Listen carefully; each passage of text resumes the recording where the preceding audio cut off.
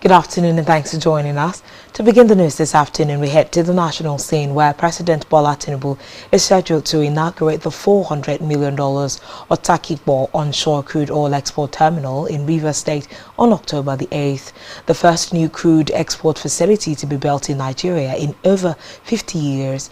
The facility, developed by Green Energy International Limited, operators of the Otakikbo field in OML11, Ikuru Town, and Doni local government area of Rivers State, is the first wholly indigenous onshore terminal built in Nigeria. The last such facility, the Forcados Terminal, was commissioned in 1971. The inauguration is expected to attract top government officials, including the Minister of State for Petroleum, Oil, Senator Henikon Nukbobiri, Rivers State Governor Siminalaye Fubara, and key stakeholders across the oil and gas sector, according to a statement signed by GAIL's Executive Director of Legal and Corporate Services, Olusegun Ilori, on Thursday. The terminal aligns with President Tinubu's drive to boost crude oil production and address Nigeria's long-standing evacuation challenges. In another development, the National Assembly has announced new security measures restricting movement around the office of Senate President Godswill Akpabio. This was contained in a memo dated October the 2nd and signed by the Sergeant-at-Arms at the National Assembly, Etido Ekpo. Ekpo stated that the corridor linking the White House lobby to the Senate President's office will henceforth be reserved exclusively for senators and members of the House of Representatives. He explained that aides and personal assistants will no longer be permitted access to the passage. Etido Ekpo, the Sergeant-at-Arms of the National Assembly and a retired Brigadier General, said the restrictions are aimed at ensuring a secure and safe environment for legislative duties. Meanwhile, the National Assembly is scheduled to resume plenary on October 7 after a recess of more than 2 months. On electoral matters, the chairman of the Independent National Electoral Commission, INEC, Professor Mahmood Yakubu, has urged the National Assembly to expedite the passage of proposed amendments to the country's electoral legal framework. Yakubu made the appeal on Thursday in Abuja during a meeting with the European Union Election Observation Follow-up Mission to Nigeria, led by Barry Andrews, who also headed the EU mission during the 2023 general election. Yakubu emphasized that the early passage of the amended electoral law is crucial for INEC's effective planning ahead of the next general election. He noted that INEC had thoroughly reviewed all 8 recommendations specifically directed to the Commission in the European Union Election Observation Mission's EU-EOM report on the 2023 general election. And now to politics. Former Vice President Atiku Abubakar has denied agreeing to step down for anyone ahead of the 2027 presidential election.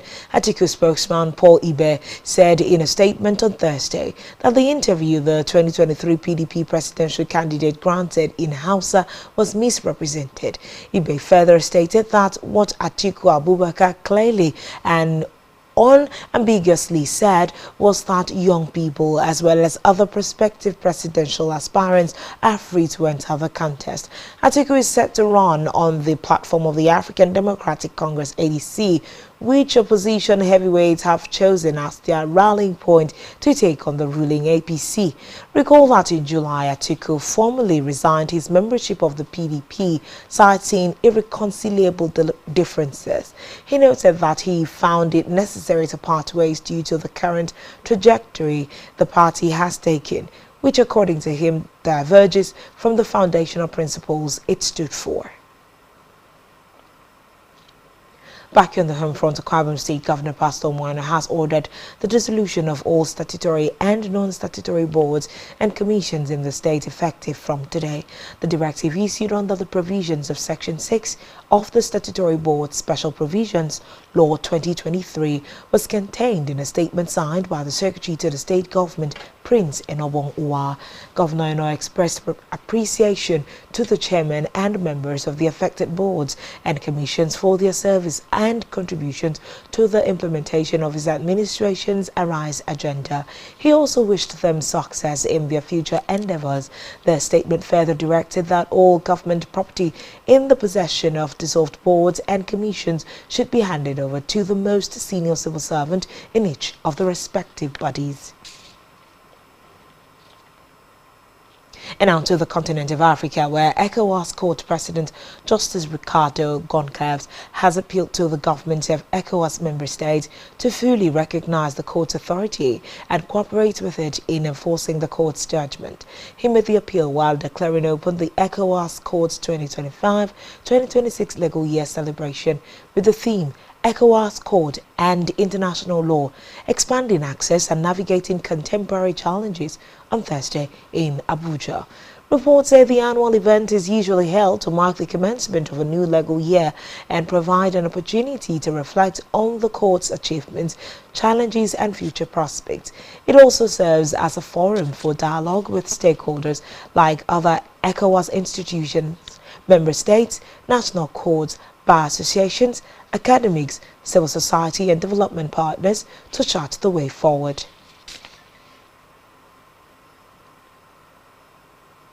Still in Africa, at least 2 people have been killed in Morocco after police opened fire to prevent protesters from storming a police station in Erupted near the coastal city of Erupted. These are the first deaths reported since huge youth-led protests broke out across Morocco on Saturday as anger grew over the government's decision to build football stadiums for the 2030 FIFA World Cup rather than improving public services and tackling the economic crisis. Protester who spoke on condition of anonymity as he feared reprisals. It was dirty and patients had to bribe security officers and nurses to see a doctor. The protests have been happening at night, with police saying they were forced to open fire in legitimate self-defense on Wednesday evening to repel the attack in Erupted. On the foreign scene, President Donald Trump has declared that the United States is engaged in armed conflict with drug cartels. His administration said in a notice sent to Congress after recent strikes and boats off Venezuela.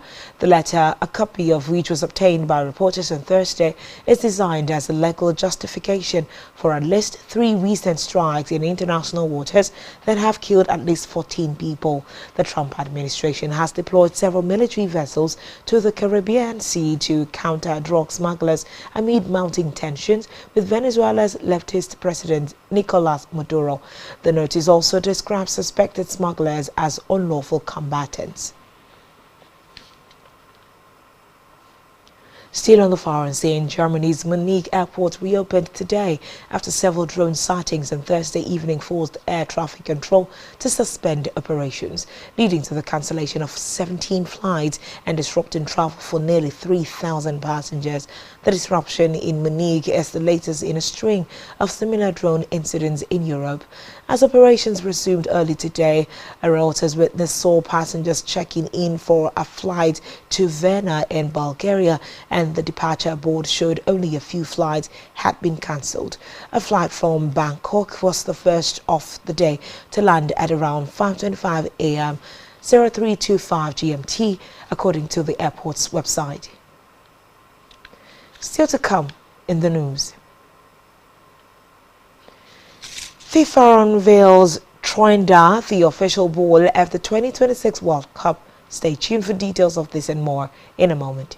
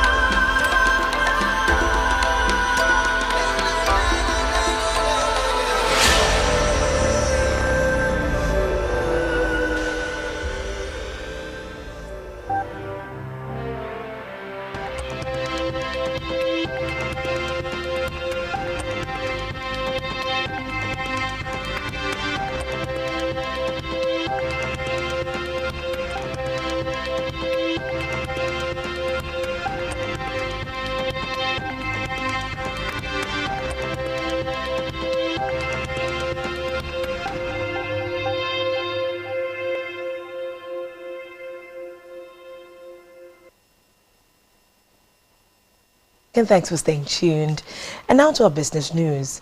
The Naira appreciated significantly against the United States dollar at the official foreign exchange market after Nigeria's independence anniversary holiday on Thursday. Data from the Central Bank of Nigeria showed that the Naira strengthened to 1,455 Naira 24 kobo on Thursday, up from 1,475 Naira 35 kobo traded on Tuesday.